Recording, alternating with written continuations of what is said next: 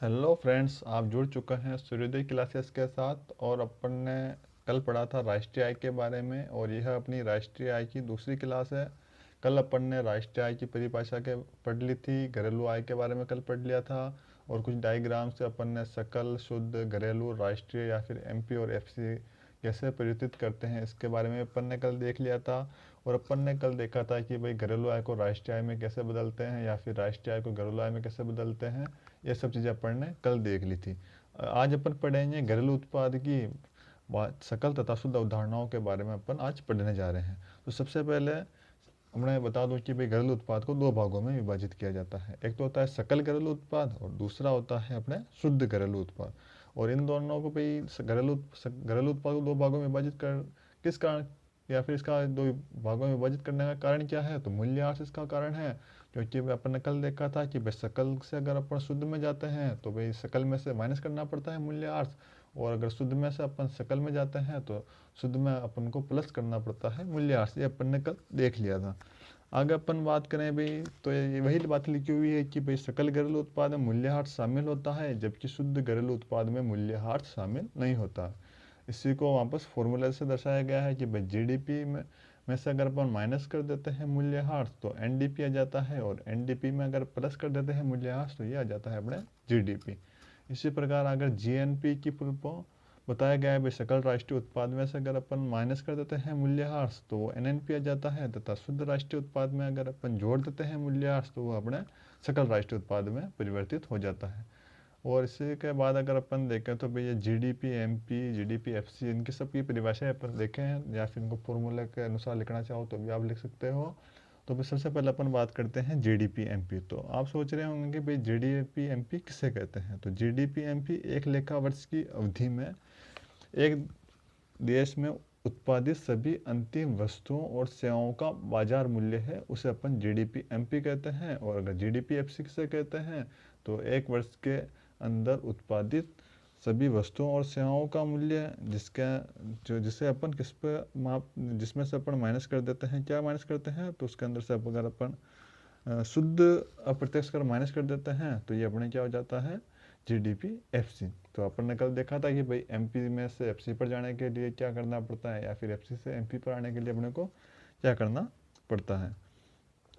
तो अपन इसी क्रम अगर अगर अपन आगे बात करें भाई एनडीपी, अपने एनडीपी एमपी किसे कहते हैं, तो एनडीपी एमपी से विपरीत एक वर्ष के दौरान उत्पादित वह सभी वस्तुएं और सेवाओं का बाजार मूल्य, अंतिम वस्तुओं और सेवाओं का बाजार मूल्य जिसके अंदर क्या शामिल नहीं होता है, तो मूल्यह्रास शामिल नहीं होता है। उसके बाद अगर अपन आगे बात करें तो अपने एन एन पी की बात करें तो एक लेखा वर्ष के दौरान एक देश की घरेलू सीमा के अंदर उत्पादित अंतिम वस्तुओं और सेवाओं का बाजार मूल्य जिसके अंदर विदेशों से प्राप्त शुद्ध कारक आय क्या होती है, तो शामिल होती है। ये अपने N N P M P की बात हो गई। अगर अपन आगे N N P F C की बात करें तो एक वर्ष के दौरान एक देश की घरेलू सीमा के अंदर उत्पादित अंतिम वस्तुओं तथा सेवाओं के बाजार मूल्य जिसमें मूल्यह्रास शामिल नहीं होता है, और जिसका किसका कारक लागत के ऊपर आकलन किया जाता है, तथा इसके अंदर विदेशों से प्राप्त शुद्ध कारक आय क्या किया जाती है, तो इसके अंदर जोड़ी जाती है। तो ये अपन ने इनकी परिभाषाएं देख ली। तो अगर आपको थोड़ी आवाज़ में थोड़ी तेज़ी रही हो या फिर मैं ज़्यादा तेज़ बोला हूँ तो आप वीडियो को थोड़ा धीमा करके इनकी परिभाषाएं आराम से लिखिए। अगर अपन आगे बात करें भी N D P F C से कहते हैं, तो N D P F C से अभिप्राय है कि भाई एक लेखा वर्ष की अवधि के दौरान एक देश की घरेलू सीमा के अंदर सर्जित कारक आय के कुल जोड़ से हैं। तो भाई N D P F C को अपने को मापने के लिए इसके अंदर क्या क्या शामिल करेंगे, तो भाई कर्मचारियों का पारिश्रमिक, लगान हो गया, ब्याज हो गया, लाभ हो गया, इन चीज़ों को इसके अंदर अपन शामिल करेंगे। और एक और चीज़ अपने क्या छूट गई, तो अब G D P F C अपने छूट गया था। तो G D P F C से अभिप्राय एक लेखा वर्ष की अवधि के दौरान एक देश की घरेलू सीमा के अंदर सर्जित कारक आय जिसके अंदर अपना मूल्यह्रास क्या होता है, तो शामिल होता है। तो वो आपको ये पता चल ही गया होगा कि भाई जी डी पी आ रहा है, मतलब कि जी का मतलब होगा ग्रोस और एन का मतलब हो गया नेट। मतलब कि अगर जी लगा हुआ है तो उसके अंदर मूल्यह्रास जोड़ेंगे, अगर एन है तो उसके अंदर से मूल्यह्रास अपन क्या कर देंगे, माइनस कर देंगे। इसी प्रकार अगर डी लगा हुआ है तो उसके अंदर अपन या जो है ना एन एफ आई है या फिर विदेशों से प्राप्त शुद्ध कारक आय उसमें से माइनस कर देंगे। अगर उसमें डी में अगर अपन या फिर कहूँ तो घरेलू में अगर अपन विदेशों से प्राप्त शुद्ध कारक आय जोड़ देते हैं तो वह राष्ट्रीय हो जाता है। ये चीज़ें अपन ने अपनी कल की क्लास में देख ली थी। और आगे आप आज पढ़ने की परिभाषा देखिए। अगर आप कल की क्लास देखते हैं तो ये चीज़ें आपको और भी अच्छे से समझ में आ जाएगी। एक अपने बच गया ये GNP-MP या फिर और GNP-FC। तो अगर GNP-FC की बात करें तो वही बात होगी भाई, एक लेखा वर्ष के दौरान एक देश की घरेलू सीमा के अंदर उत्पादित अंतिम वस्तुओं तथा सेवाओं का मूल्य जिसके अंदर विदेशों से प्राप्त शुद्ध कारक आय। मतलब यहाँ पर आप देख रहे होंगे कि भाई यहाँ पर बीच में एन आ रहा है, मतलब कि ग्रॉस नेशनल प्रोडक्ट आ रहा है। नेशनल मतलब राष्ट्रीय आ रहा है, मतलब इसके अंदर अपने को NFIA शामिल करना पड़ेगा। मतलब कि जो घरेलू है उसके अंदर अपने को NFIA जोड़ेंगे तो राष्ट्रीय बन जाएगा। ये बात अपन ने कल की क्लास में देखी थी, तो आप थोड़ा इसको ड्रॉ करेंगे और एक दो बार आप इन चीज़ों को पढ़ेंगे तो ये चीज़ें आपके समझ में आ जाएगी। अगर अपन आगे अपन बात करें, ये अपना टॉपिक बहुत ही इंपॉर्टेंट है, मौद्रिक तथा वास्तविक GDP, इसमें के अंदर से भी क्वेश्चन बनता है। तो अब अगर अपन बात करें मौद्रिक GDP, है ना, तो मौद्रिक GDP से अभिप्राय है चालू कीमतों पर GDP। तो भाई एक लेखा वर्ष के दौरान एक देश में उत्पादित अंतिम वस्तुओं तथा सेवाओं का बाजार मूल्य जिसका अनुमान चालू वर्ष की कीमतों पर लगाया जाता है। मतलब चालू वर्ष की कौन सी कीमतें, फिर जिस वर्ष के अंदर उनका आकलन किया जा रहा है उस वर्ष की कीमतें ली जाती है, तो इसे बोलते हैं अपन मौद्रिक GDP। और इसका अगर अपन एक समीकरण से देखें भाई, मौद्रिक GDP इक्वल टू क्या होता है, तो Q इंटू P होता है। यहाँ पर Q से अभिप्राय है भाई एक लेखा वर्ष के दौरान उत्पादित अंतिम वस्तुओं तथा सेवाओं की मात्रा, और P का मतलब है एक लेखा वर्ष के दौरान या फिर जिस वर्ष के अंदर अपन कैलकुलेट कर रहे हैं GDP, उस वर्ष में प्रचलित कीमतों से P का अभिप्राय है।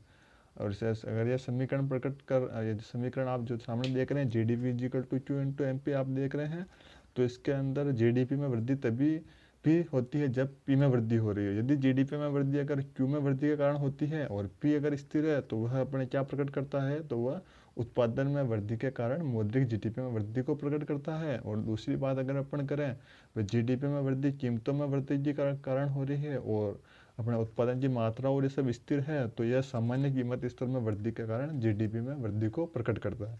अब यह GDP केवल एक मौद्रिक वृद्धि है, मतलब जो अपने कीमत में वृद्धि के कारण होती है, तो यह केवल क्या है, तो GDP में केवल मौद्रिक वृद्धि है, इसलिए इसका महत्व क्या हो जाता है, कम हो जाता है। इसलिए अर्थव्यवस्था में वस्तु तथा सेवाओं के प्रभाव में कोई भी वृद्धि नहीं होती। जब मौद्रिक GDP में भाई अपने कीमतों में वृद्धि के कारण वृद्धि होती है, तो उस समय भाई जो अर्थव्यवस्था होती है उसके अंदर वस्तुओं तथा सेवाओं के प्रवाह में कोई भी वृद्धि नहीं होती है, इसलिए इसका महत्व कम होता है। तो आप याद रखना भाई, मौद्रिक GDP अपन किसको कहते हैं। उसके बाद में अगर अपन वास्तविक GDP या रियल GDP की बात करें, तो इससे अभिप्राय है कि भाई स्थिर कीमतों पर GDP। स्थिर कीमतों का मतलब होगा कि भाई अपन आधार वर्ष की कीमतें लेते हैं। तो यह एक लेखा वर्ष के दौरान एक देश की सीमा में उत्पादित अंतिम वस्तुओं तथा सेवाओं का बाजार मूल्य है जिसका अनुमान अपन किसके ऊपर लगाते हैं, तो भाई अपन आधार वर्ष की कीमतों के ऊपर या फिर आधार वर्ष की कीमतों का प्रयोग कर उनका अनुमान लगाया जाता है। तो फिर अपन आधार वर्ष तुलना का वर्ष इसमें होता है, ये बात ध्यान रखनी है आपको। तो भाई वास्तविक GDP का अगर आप समीकरण देखेंगे तो Q इंटू P स्टार होता है। तो इसका Q तो यहाँ पर वही एक लेखा वर्ष में उत्पादित अंतिम वस्तुओं तथा सेवाओं की मात्रा है, और P स्टार जो आप लगा हुआ है इसका मतलब है आधार वर्ष के दौरान प्रचलित कीमतें, या फिर जो अपन आधार वर्ष माना है उस समय क्या कीमतें प्रचलित थी, उससे इसका अभिप्राय है। अब जो समीकरण है ये अपने को क्या बता रहा है, तो भाई ये समीकरण बता रहा है कि भाई GDP में वृद्धि तब केवल तभी संभव है जब जब मतलब कि जो वस्तुओं की जो लेखा वर्ष के दौरान जो उत्पादित वस्तुओं और सेवाओं की जो मात्रा है अगर उसमें वृद्धि होती है तभी GDP में, या फिर कहूँ तो भाई वास्तविक GDP में वृद्धि संभव है। क्योंकि जो अपने कीमतें होती है वो तो आधार वर्ष के लिए अपन ने मतलब कीमतें स्थिर रहेगी, इस कारण वास्तविक GDP में केवल तभी वृद्धि है होती है या फिर तभी वृद्धि संभव है जब अपने मात्रा में वृद्धि हो रही है। अब तो एक बार लाइन में अपन इसे देख सकते हैं कि भाई अन्य बातें स्थिर रहने पर वास्तविक GDP का स्तर जितना ऊंचा होगा देश के निवासियों को वस्तुओं तथा सेवाओं की उतनी ही मात्रा उपलब्ध होगी।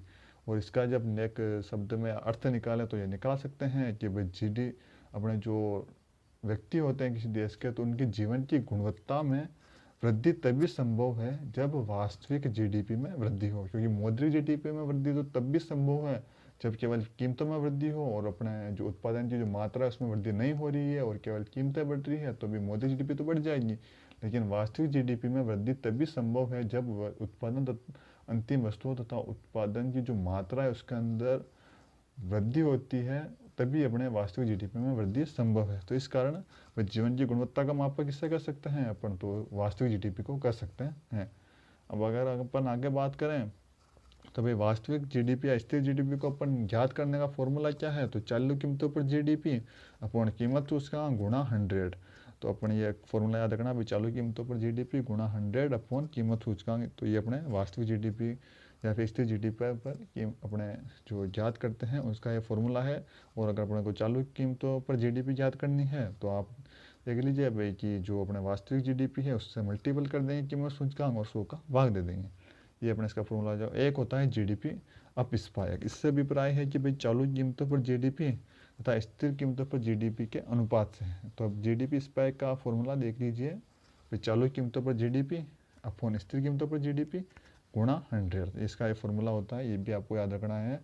और यह अपने जो कीमत स्तर में परिवर्तन के कारण जीडीपी में परिवर्तन को दिखाता है। मतलब जो जीडीपी स्पायक है ये बताता है कि भाई कीमत स्तर में परिवर्तन के कारण कितना जीडीपी में परिवर्तन हुआ। ये अपने को कौन बताता है, तो ये अपने जीडीपी अपस्पायक बताता है। और इसे अपन इस कारण अपन इसे कीमत सूचकांक भी कह सकते हैं।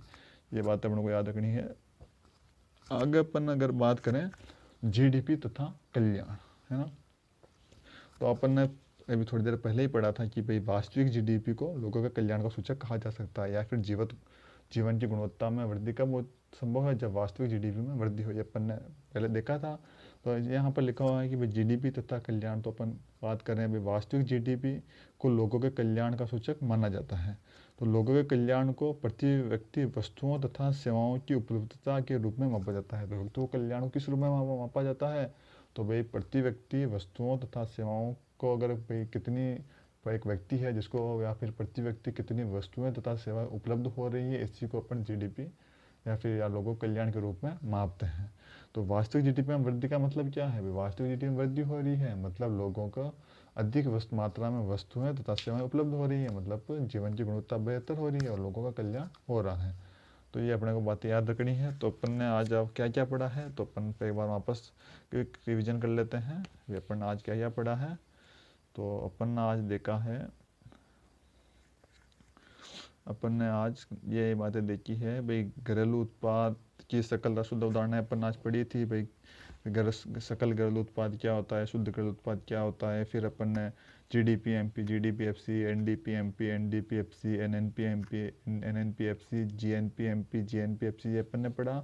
उसके बाद अपन ने मौद्रिक जीडीपी और वास्तविक जीडीपी के बारे में पढ़ा और इनको अपन ने विस्तार से देखा था। और उसके बाद में अपन ने पढ़ा था आगे चलकर अपने वास्तविक जीडीपी का फॉर्मूला देखा था, और जीडीपी स्पाइक क्या होता है ये अपन ने देखा। और आगे अपन ने कल्याण या जीडीपी तथा कल्याण के बारे में अपन ने पढ़ा था। ये वाला टॉपिक भी थोड़ी में पूछा जाता है भाई, जीडीपी और कल्याण को आप समझाइए भैया। फिर आप बात करें क्वेश्चन एक क्रम में पूछ रहता है कि भाई लोगों के कल्याण का कौन सी जीडीपी बढ़िया सूचक है, तो अपनों को आंसर देना भाई वास्तविक जीडीपी इसका लोगों कल्याण का या जीवन स्तर का बढ़िया सूचक है। तो आज के लिए इतना ही। अपन अगली क्लास अपने राष्ट्रीय आय की अपने क्वेश्चंस की रहेगी, या कहूँ तो मैथमेटिकल क्लास जो होती है, नेशनल इनकम कैसे मापा जाता है या फिर इसकी क्या क्या विधियाँ होती है, ये अपन अपने आगे क्लास में देखेंगे। तब तक के लिए धन्यवाद।